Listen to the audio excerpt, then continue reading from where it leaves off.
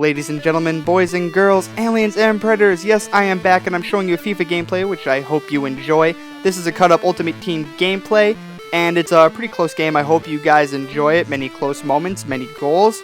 It should be a good time. But what I want to talk to you guys about today is what makes a game worth that $60 price tag. What do we need in a game to feel like we got our money's worth? But first, before I get into details about that, let's talk about the price tag 60. $60 is the basic price tag that we get for any AAA title like your Call of Duty, FIFA, NBA 2K, GTA 5. That is the basic price tag we have, at least for my understanding on console. That is what we get.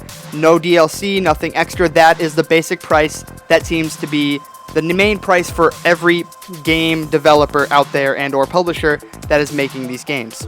So, what do we need from our game developers or these games to make us feel like we spent a decent amount of money on these games and still feel like it was worth the buy? Because with the new capability of these consoles, we can have the better story mode versions, we can have all of that extra stuff that we couldn't get on the last platform. So I want longer story modes for that $60 price tag. I paid good money for this large piece of hardware, and I want a better story mode. And I don't mean better as in needs to have a more interesting story. No, I want more AIs to kill. I want it longer.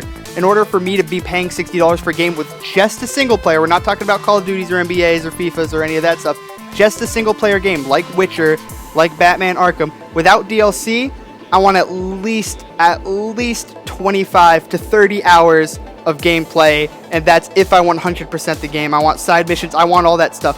But how much of that do we actually need? If it's a single player game, it better be close to 30 hours, because $60 for one game mode, for a single storyline, it better be that long. It better be able to entertain me for more than one day. But then there are games like Evolve with only just the multiplayer, same with Titanfall. That game was not worth its $60 value. It was a great game, the game worked great, everything. I touched on this when I was actually doing the review, but both of these games did not work well with how much content they had. They had very little content, which made replaying the game very just tedious. The rank up system was not that great as far as Evolve goes. It was not that great. You only had a specific amount of characters to use, which would have been fine. Not many characters used, that's not a big deal. But make sure there's different maps, different game modes, different stuff. Not just like, one game mode and you have to find a team first of all that stuff. It's not worth that price tag. Now, let's talk about some games that are worth their $60 price tag. GTA 5 is worth its price tag. It only has 2 game modes. It has a really solid single player, and it's really funny and really entertaining for many people. And it is right around about that time, 25 to 30 hours. That's without DLC, but there's also stuff you can do in the after game. Since it is open world, you can run around, you can do heists and all that extra stuff. You can do all these side missions, and then it gives you the opportunity to go buy stuff and mess around with people and do all that stuff, do crazy things even after you've beaten the game. So that actually gives it more value, in my opinion. Other games like Call of Duty, they have 3 game modes: zombies, they got zombies, multiplayer, and the story mode.